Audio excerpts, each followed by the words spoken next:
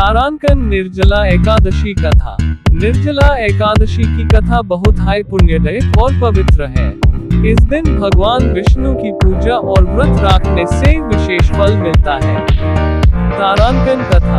एक समय की बात है, महर्षि भृगु के पुत्र श्री शुकादेव जी ने महाराज युधिष्ठिर से कहा कि ज्येष्ठ शुक्ल पक्ष की एकादशी को निर्जला व्रत रखने से विशेष फल मिलता है।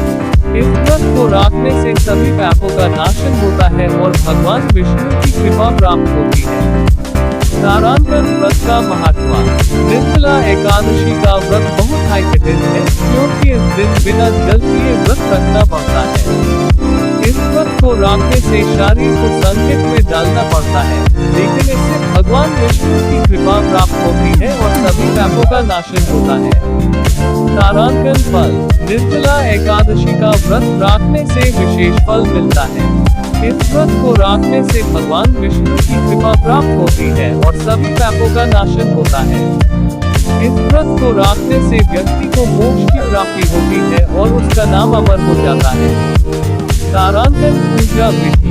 निर्जला एकादशी के दिन भगवान विष्णु की पूजा करनी चाहिए। इस दिन भगवान विष्णु को फूल, पत्र और फल चढ़ाना चाहिए। इस दिन भगवान विष्णु की आरती करनी चाहिए और उनकी कृपा की प्रार्थना करनी चाहिए। तारांकन निष्कर्ष। निर्जला एकादशी का व्रत बहुत ही पुण्यदायी और पवित्र है। इस दिन भगवान विष्णु की पूजा और व्रत रखने से विशेष फल मिलता है।